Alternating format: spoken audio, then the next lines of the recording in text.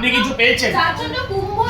বাজেটে যদি কিছু থাকতো তাহলে বাজেট আলোচনা হতো। আমি বলছি গতবারের বাজেটের থেকে এবারের বাজেটে 2 কোটি টাকার মাত্র ফারাক। আগের বারে ছিল 112 কোটি ঘাটতি, এবারে বাজেটে ঘাটতি হচ্ছে 114 কোটি। তার মানে এই 2 কোটি টাকা গতবার যা হয়েছে এবার তাই হবে। আর কি পার্থক্য হবে? একই জিনিস হবে। আর কেউ কেউ বলেছেন বাজেটে ভীষণ সারপ্লাস। তো বাজেটে যদি এত টাকা উদ্বৃত্ত, তাহলে জিআর মানে প্রান্তিক গরিব মানুষদের যাদের বয়স 60-এর অনেক বেশি, তাদের বছরে 1400 টাকা করে দেওয়া হয়। বছরে 1400, আমি মাসে বলছি না, বছরে 1400 টাকা যে দেওয়া হয়, সেই টাকা আজ 3 বছর দেওয়া হয়নি। এটা আমার কথা নয়। কলকাতা কর্পোরেশনে বিজেপি তো 3টে ওয়ার্ডে, 2টো ওয়ার্ডে কংগ্রেস, 2টো ওয়ার্ডে সিপিএম, বাকি সব ওয়ার্ডে তো ওদের অঞ্চলের মানুষেরাও এটা পায়নি। এটাই দুর্ভাগ্য।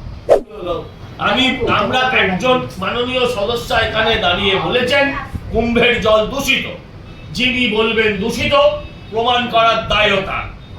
লাগেজ যার, সে লাগেজকে সামলে রাখার দায়িত্ব যদি তার হয়, তাহলে যিনি দূষিত বলছেন তাকে প্রমাণ করতে হবে। আমি শুধু মাননীয় চেয়ারপারসনকে বলেছিলাম যে আপনি এই লাইনটা বাদ দিন, এবং অত্যন্ত দুঃখের সঙ্গে হলেও বলতে বাধ্য হচ্ছি, মাননীয় চেয়ারপারসন কিন্তু তার চেয়ারের নিরপেক্ষতা রাখতে পারেননি।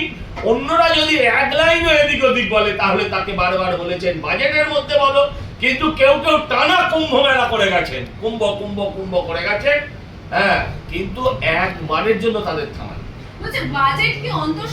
আমি বলেছি, আমি বাজেটে বললাম যে আপনারা এখানে পরিষ্কার রাখতে পারছেন না, যে বালতি দিয়ে দিয়েছেন, গাড়ি দিয়ে দিয়েছেন, সব কিছু দেওয়ার পরে 100 দিনের উপর আপনারা নির্ভর করছেন, আপনারা পরিষ্কার করতে রাখতে পারছেন না।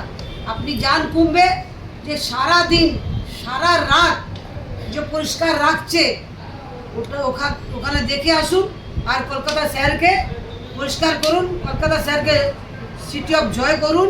কলকাতা শহরকে আপনারা লন্ডন করতে বলেছেন, আজকে লন্ডন নেই, আজকে কলকাতা শহর পরিষ্কার, ধাপার মাঠ হয়ে গেছে, কলকাতা শহর ধাপার মাঠ হয়ে গেছে। আর কলকাতার পরিষ্কার নিয়ে কথা বলেছেন, কুম্ভ নিয়ে কথা বলেননি। কুম্ভের পরিষ্কার করা আর কুম্ভের, আমি বললাম এই কারণে, কারণ আপনার ল্যাঙ্গুয়েজ প্রবলেম যাতে না হয়, সেটা হচ্ছে কুম্ভের পরিষ্কার আর কলকাতা শহরের পরিষ্কার, এই কথা নিয়ে বলেছেন। যারা কলকাতা পরিষ্কার করতে পারে না, তারা কুম্ভ পরিষ্কারের কথা বলেন, এটাই বলেছেন। না না, কেন বিজেপির সম্পত্তি? আমি হিন্দুদের সম্পত্তি। অরূপ চক্রবর্তী তো নিজে ডুব দিয়েছে, আমরা কি বলেছি ওটা বিজেপি হয়ে গেছে ডুব দিয়েও?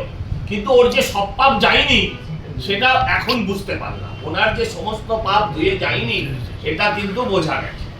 কারণ এখানে দাঁড়িয়ে কলকাতার মানুষের স্বাচ্ছন্দ্যের কথা, কলকাতার মানুষের সুবিধের কথা, কলকাতার মানুষের প্রয়োজনীয়তার কথা, ওখানে যারা নির্বাচিত করেছেন তাদের কথা না বলে এখানে শুধু কুম্ভ কুম্ভ কুম্ভ করে গেছে। জানে হট টপিক কোনটা, জানে মমতাদি কোনটায় খুশি হবে, যাতে ওকে আবার স্পোকসপারসনে পেরিয়ে দেয়। অবশ্যই ভালো বক্তা, আমি আবারও বললাম।